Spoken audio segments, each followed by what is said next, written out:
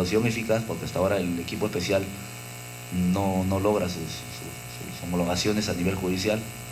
Nosotros ya la tenemos hace un año aproximadamente, y vuelvo a repetir, no es porque sea eficiente, sino porque un poco de ayuda y un poco de temor a que el control interno me caiga, porque mi investigación ya estaba bastante avanzada, ¿no? Pero bueno, es lo que ocurría, es lo que pasaba y es lo que me ha sucedido. ¿Qué pasó? Después se homologaron las las sentencias, se comprometieron a pagar. Inicialmente un tema era de corrupción. Sin embargo, nosotros decíamos, si nosotros estamos investigando lavado de activos, también lo que nos paguen por lavado de activos, pues. Así que, ¿cuánto fue la negociación por lavado de activos? Si fue 2.5, que era más o menos 2.600.000, ok, págame el doble, pues. Págame el doble. Ese fue el trabajo de la Procuraduría General, la Procuraduría Especializada, ¿no? Y pidieron el doble. Y les pagaron 15 millones. Que ya están pagados, ya están en el Banco de la Nación, ¿ah? Hoy día me he enterado de que ha quebrado Odebrecht en Brasil. No, acá ya pagaron ya. Eso ya está ya en el banco. Se comprometieron a pagar 50 millones. 50 millones están pagados hoy día. Del caso cerrado. 65 millones que ni siquiera en las épocas de Fujimori han sido recuperados. En este caso ya está recuperado. Ok, todo lindo, todo bonito, pareciera. Traen el caso de Ancash y lo traen a juicio oral acá, a Lima. Y ni bien comienza el juicio, el fiscal de Ancash plantea una acusación complementaria, ¿no? Primero como prueba nueva y después complementaria. Y estas son exquisiteces o situaciones muy particulares que se dan en el nuevo modelo, porque tiene todo un momento determinado. En realidad respondiendo siempre a los principios, ¿no? En este caso un principio de preclusión. No puedes adelantar ni atrasar lo que se está caminando. Todo tiene una estación, un momento determinado. Y era un problema. ¿Por qué? Porque si yo tengo una colaboración eficaz y ya está sentenciada, ¿cómo aplico esa colaboración eficaz en un caso en el que el juez que definió esa colaboración eficaz no tiene ese caso, pero sí puede hacerlo respecto a otros casos? No sé si me estoy explicando. Esto parece a veces es demasiado técnico, ¿no? En la colaboración eficaz, un juez, por ejemplo, de un caso, puede sentenciar respecto a otro caso, que no es el caso que él maneja. Eso puede ocurrir, por ejemplo, ¿no? El juez del caso 1 puede pronunciarse por el caso 2 o 3 que él no ve. Lo que interesa es de que lo que va a hablar en el caso 2 o 3, primero, sea corroborado, sea muy fuerte y tenga injerencia o esté relacionado al caso 1. El tema es cómo lo aplicas. Y aparecen estas figuras de la prueba trasladada a la prueba complementaria. Temas muy técnicos que de repente los canso explicando, pero que de alguna manera quisiera que sepan que ya se ha hecho un camino y que sobre todo se han respetado principios que parecieran que no fueran importantes, ¿no? Pero que sí son sumamente importantes. Acá veo por lo menos a 2 personas a quienes conozco y nos hemos visto en la universidad. Y yo, cuando hablo sobre estos principios, yo digo, no se olviden de estos principios, que estos principios son importantísimos, ¿no? Publicidad, inmediación, contradicción, oralidad. Eso que parece básico, sumamente importantísimo. ¿Por qué? Porque en el caso que nosotros teníamos, en el que debíamos de hacer hablar a la prueba, al órgano de prueba, que era el colaborador eficaz, había un cuestionamiento de una de las partes que decía, tenemos que develar identidad de los colaboradores. Y eso, por supuesto, para nosotros era sumamente complicado, sumamente problemático. ¿Por qué? Porque develar identidad podía poner en riesgo su vida. En Colombia ya se había atentado y habían matado a un colaborador eficaz, un testigo protegido, por un caso vinculado a esta empresa. Por lo tanto, teníamos ese problema. Y cuando planteamos el uso de estos colaboradores, nosotros decíamos lo siguiente: ¿se cumple el principio de publicidad? Sí, porque todo va a ser transmitido, va a haber cámaras, la gente puede entrar, no van a ver nada más su imagen, pero van a escucharlo. Segundo, ¿se cumple el principio de inmediación? Ok, espérate un momentito, eso lo discutimos al final. Pasemos al siguiente principio, el principio de contradicción. ¿Se cumple el principio de contradicción? Sí, se va a cumplir, porque las partes van a tener acceso a hacer contrainterrogatorio, van a escuchar, se va a cumplir contradicción. El último principio, oralidad. ¿Se cumple? Sí, porque ellos van a hablar, va a ser todo dicho. Y el de inmediación, un momentito, ustedes partes tengan cuidado, porque el principio de inmediación vincula al juez y no a las partes, porque el juez es el que va a valorar y tiene que apreciar al órgano de prueba. ¿Cómo salvamos ese problema? De la siguiente manera: vamos a poner un fiscal, se va a ir a donde se encuentren los colaboradores y con su WhatsApp nomás, utilizando la tecnología, la videoconferencia, esa que utilizan ustedes para comunicarse con sus familiares y seres queridos, ya, igualito. Y un fiscal acá en Perú le va a dar su teléfono celular para que haga la videoconferencia, de tal manera que el órgano jurisdiccional va a ver, todos van a escuchar, pero el único que va a ver en la videoconferencia la cara, la identificación de este colaborador va a ser el juez. Bingo. ¿Solucionado el problema? Solucionado el problema. Lo hicimos de manera creativa. Se hizo de manera creativa. Y no hubo cuestionamiento de las partes, porque no había forma. Se estaban cumpliendo los 4 principios. Esto importante, ¿por qué? Porque después hemos tenido que aprender, por ejemplo, que cuando tenemos colaboradores eficaces y para hacer en un momento determinado, o sea motivo de utilización de declaraciones previas, en un caso, en una oportunidad, un fiscal se olvidó la declaración y para hacer la lectura en el lugar donde se encontraba no podía hacerla. Pero ¿cómo se lo solucionó? Nuevamente, WhatsApp.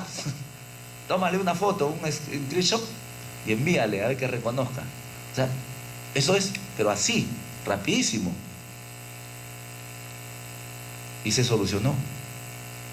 Y la otra alternativa que se tomó es que lea en voz alta.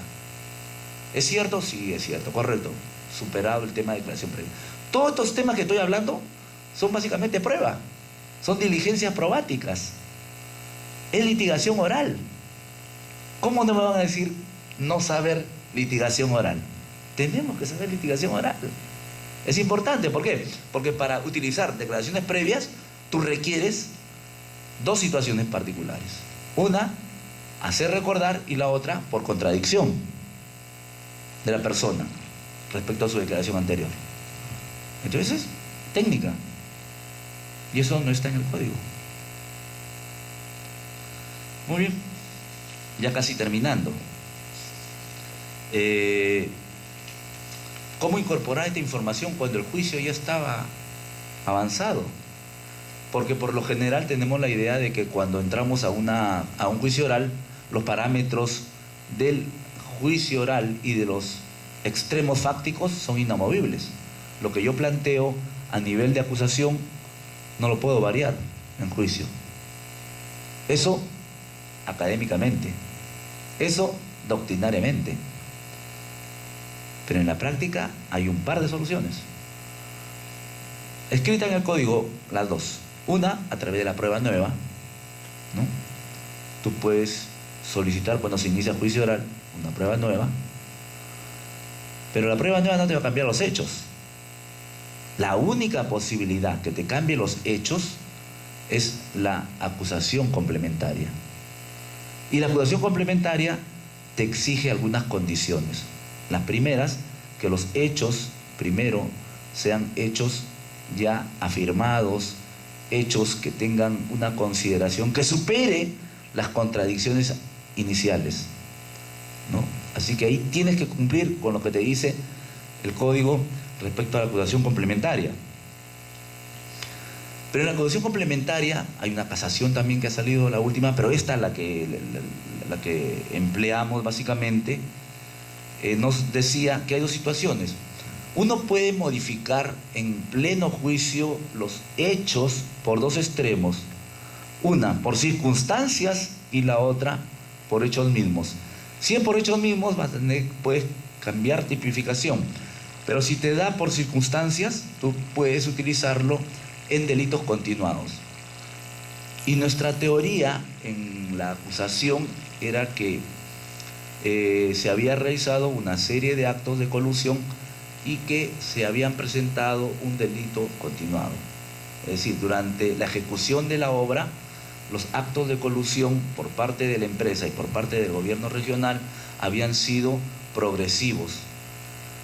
Y cuando nosotros comenzamos a verificar los pagos que se hicieron offshore fuera del país, efectivamente respondían a estos pagos de adelantos y de adicionales a los pagos de coima afuera. Por eso se habla del mecanismo, ¿no? Esa forma tan interesante de cómo evadir el control de las autoridades para el pago de las coimas. Al final de cuentas, se aceptó la acusación complementaria, se comprendieron los términos circunstanciados que se ofrecieron y en los alegatos se complementó la idea que nosotros queríamos, que era sobre todo establecer que había existido un delito continuado de autoridades del gobierno regional con la empresa y que habían tenido intermediarios y que esos pagos habían sido a través de dos modalidades. Una, pagos ficticios, otra a través de pagos offshore. En total, algo de 2.600.000 dólares. La ruta todavía la seguimos investigando. Imagínense, todavía no lo terminamos de investigar, ya 3 años, todavía no sabemos. Y es que, como dice el profesor García Cabero, ¿no? Los delitos de lavado de activos son delitos sumamente, o sea, si los otros que son clandestinos son complejos, estos son sumamente complejos, porque esa es la idea, evitar que te detecten cuál fue la dirección o el objetivo final de estos delitos. En conclusión, y ya terminando, el fiscal o los fiscales, sí, pues efectivamente debemos ser apasionados con nuestra investigación, pero también debemos ser objetivos, ¿no? Debemos de manejarnos dentro de los patrones de legalidad. Cuando se leyó la sentencia,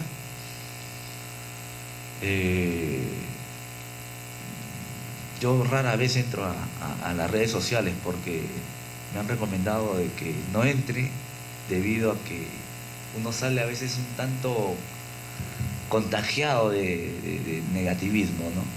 Y efectivamente entré porque el Ministerio Público colgó parte de la sentencia y las respuestas eran ¿qué tampoco? 8 años, 3 meses. Y decían no, nada de bueno había, todo era malo. Corruptos, los fiscales corruptos, no han hecho su trabajo, seguro que pidieron porque les han pagado. Y decía, pues ya nos hemos pasado tantos años trabajando, 4 años trabajando este caso, incluyendo juicio oral y sentencia, no investigación. Y esta gente no entiende de que no es fácil y que si se ha solicitado 8 años y 3 meses es porque tenemos que responder a la legalidad de nuestros pedidos también, porque nosotros no podemos pedir el máximo de la pena porque se nos ocurre, sino que debemos de establecer a través de la determinación de la pena en tercios, ¿no? Esa gradualidad de determinación de pena que corresponde cuando existen estos elementos. Si no lo hay, no hay, pues. O sea, no podemos ir de frente a pedir 15 años. No es nuestro problema. Es el problema del legislador que así lo ha creado. ¿No? Y el legislador es el que nos ha dicho, cuando ustedes soliciten pena, háganlo de esta manera. Entonces nosotros no lo creamos. Segundo, no es suficiente una historia bien contada. No nos convenzamos nosotros. Nosotros debemos de pretender siempre que la historia esté contada con pruebas. Y a partir de ahí ir pensando si es que es una buena historia contada con pruebas, cómo vamos a hacer nuestros alegatos de clausura. Siguiente, no dejar de lado el saber de teoría del caso, el conocer teoría del delito, el conocer aspectos probáticos, prueba y proceso, y conocer litigación oral. O sea, no es una tontería conocer litigación oral. No es una tontería, hay que aprender. Y como sí dice otro profesor que es supremo, que es especialista o que ha escrito sobre litigación oral, el profesor Neira, ¿no? Dice que el secreto para hacer y conocer de litigación oral se resume a 3 palabras, ¿no? Practicar, practicar y practicar, ¿no? Y en realidad tiene razón. Agregaría algo más. Si no puedo practicar, ver. ¿Ver qué? Ver videos jurídicos, películas, ¿no? Sobre todo esta posibilidad que da la publicidad misma, un principio que se cumple con esto de Justicia TV, en la que uno puede ver, ¿no? Ahí uno aprende también bastante.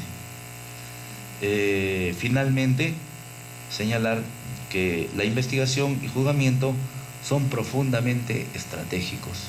O sea, un fiscal debe de saber a dónde potenciar a sus fiscales y a sus asistentes. No todos tenemos las mismas potencialidades. En el caso que nosotros tuvimos, a nuestros mejores litigadores los pusimos a que litiguen. A los mejores investigadores los pusimos que investigaran, ¿no? A los que mejor proyectaban, que proyecten. En un momento hacíamos todo, sí, en un momento hacíamos todo, pero si yo tengo a alguien que es el especialista, a ese le tengo que dar todo el apoyo para que también haga bien su trabajo. Bueno, eso en líneas generales. Creo de que fue bueno para el Ministerio Público esta primera sentencia.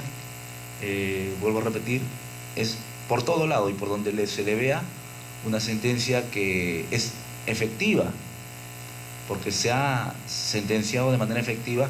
Ni un solo día nos limitaron en cuanto al pedido de prisión preventiva. Nosotros pedimos 8 meses y 3 meses y eso fue lo que nos dieron, 8 años y 3 meses. Nosotros pedimos 65 millones y nos pagaron 65 millones. ¿Cómo no va a ser una buena sentencia? Claro que es una buena sentencia y es algo que en alguna manera nosotros quisiéramos sí compartir con todos, porque eso es lo que creo que nosotros nos debemos a la sociedad, ¿no? Responder que no todo está perdido, que la historia no es mañana, la historia es hoy. De otros países nos ven con preferencia. Hace poco estuve en Brasil a propósito de estas audiencias y un taxista me decía: ustedes no van ganando, ¿no? Pues ustedes están 5-3, haciendo referencia al tema de hoy día, fútbol. ¿Sí? ¿Por qué 5-3? Claro, porque ustedes tienen 5 presidentes presos, nosotros tenemos 3 nada más.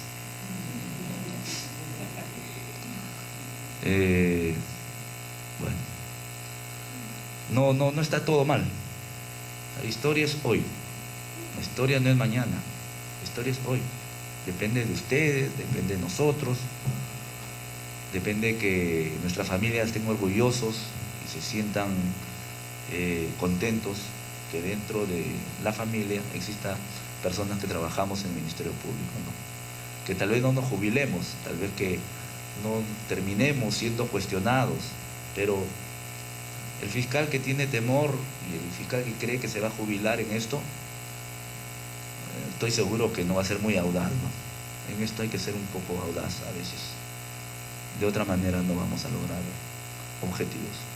Así que bueno, vine a compartir esta experiencia con ustedes y con mi amigo Dante, y espero que si hay alguna pregunta me la hagan llegar. Me gustó la forma como lo hemos manejado porque estamos así entre amigos. ¿No? Gracias. A ver, ¿alguna pregunta?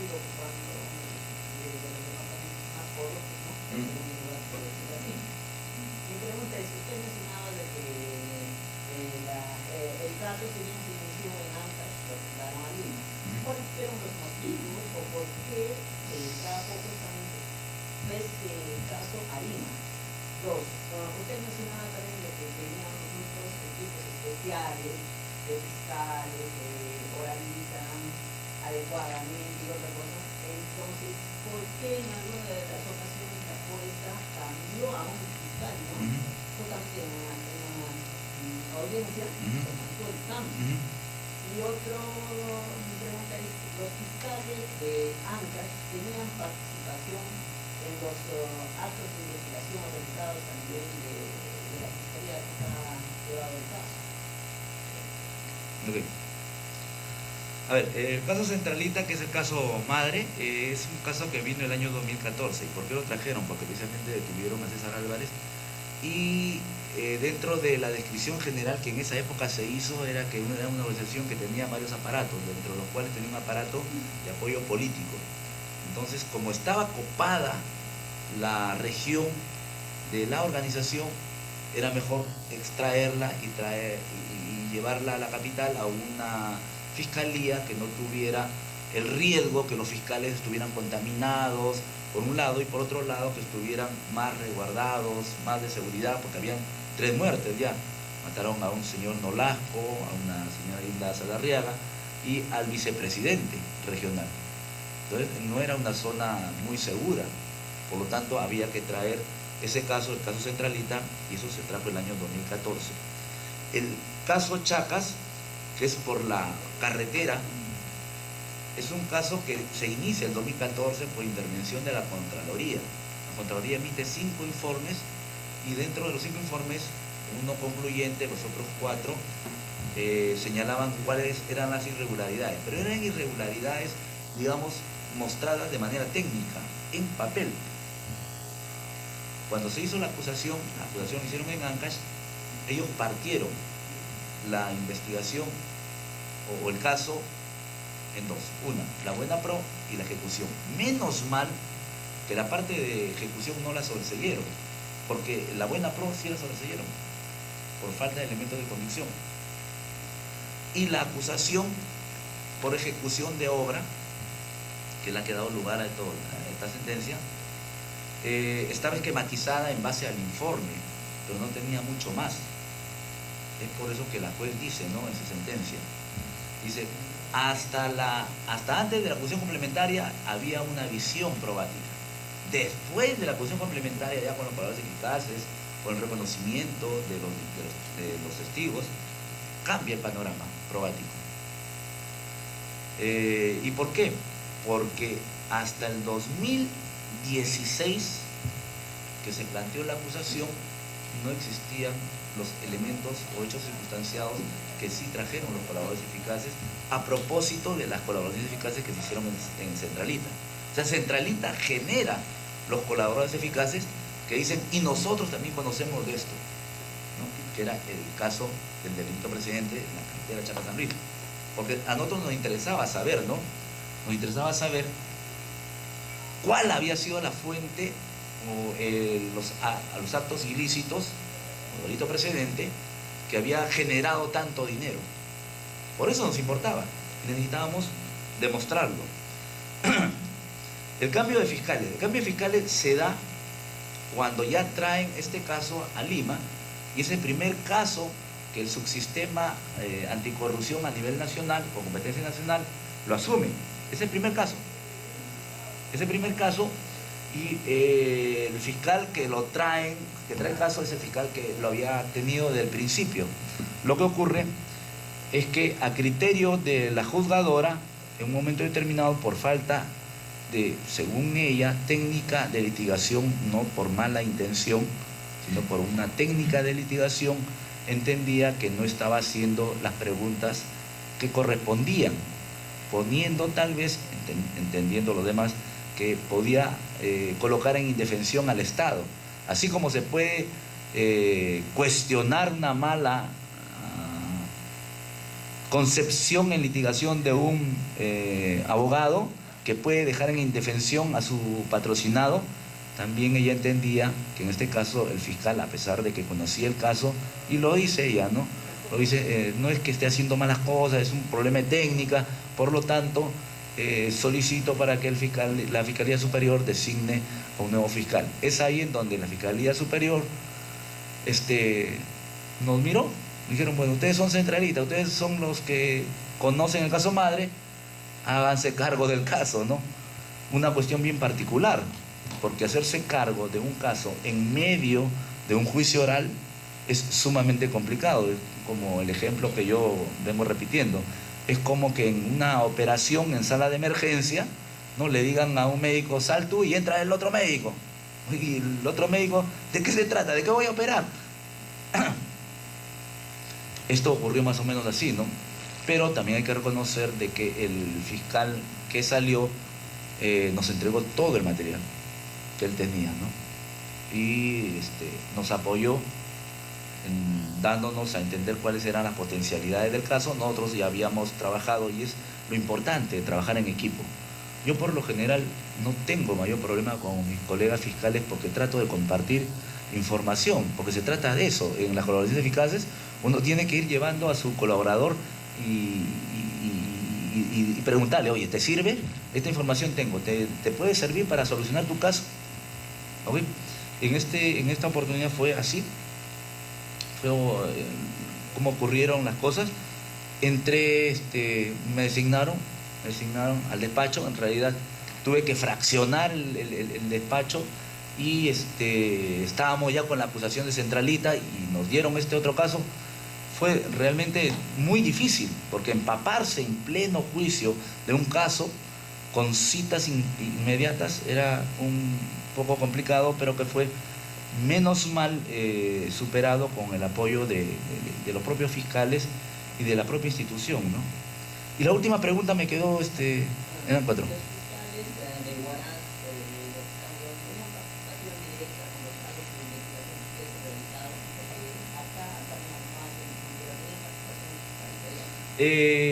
Los de Ancash no mucho, lo del Santa sí, porque en realidad la organización concentró en el Santa. Sin embargo, sí teníamos mucha interrelación, o sea, siempre nos comunicábamos si había alguna información.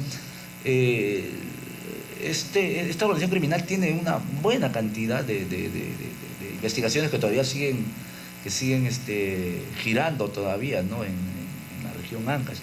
Sí, o sea, ha habido en un momento determinado interacción, ¿no?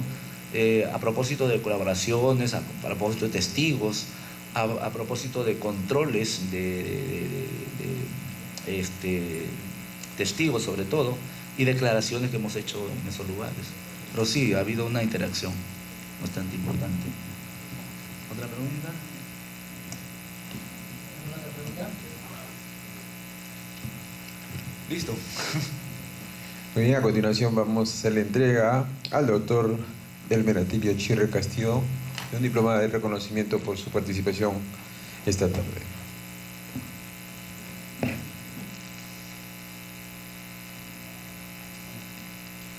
Mario amigo, una vez más. Mario amigo, una vez más agradecerte por por compartir tu gran experiencia que has tenido en este caso, y también un caso emblemático, un caso que desde mi punto de vista hace quedar bien al Ministerio Público. Es la primera sentencia que tenemos en el caso Odebrecht, un caso donde se ha utilizado colaboradores eficaces que de cierta manera una institución de una u otra manera cuestionaba, especialmente por los juristas, pero que tú las has utilizado, tus méritos por manejar este tema de la prueba. Y por todo eso, agradecerte una vez más haberte trasladado hasta acá a Lima Norte, compartir esta experiencia, y nos hubiese gustado quizás que nuestro auditorio esté lleno como siempre lo está, pero por estas circunstancias del deporte no ha sido así. Y comprometerte para una próxima, otra vez tocar otro tipo de temas. Y en nombre de mis colegas fiscales, acá de los asistentes, te entregamos este certificado por tu gran exposición durante esta tarde. Una foto, por favor. Muy bien, agradecemos a todos por su participación en esta nueva jornada del programa Químico Martes Jurídico. ¿Cómo quedaron? 3-1. ¿Ganamos? Ah, ya está bien, valió la pena. Ok, acá veo caras conocidas, estoy malcriada, no se acerca a saludar. ¿Cómo estás? Perdón. ¿Qué tal? El otro lunes la fiscal de acá de Cotiví, la destacada. Sí, está bien. ¿Tú la pones de...? Claro, pues. ¿La jalaste acá? ¿O se queda allá? Allá, ahí. Igual si ya no se queda, ahí está. Amigo.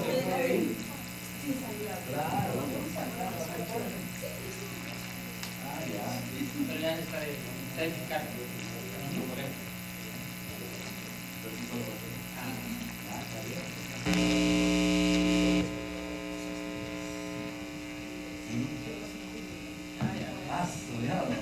Y esa es una historia, esa, ¿va? Es una historia de...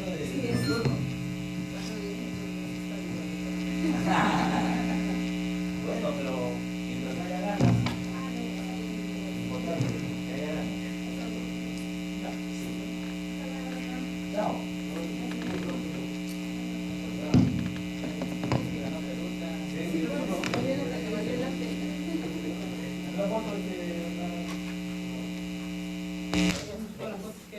Allá, me la comparte, pues.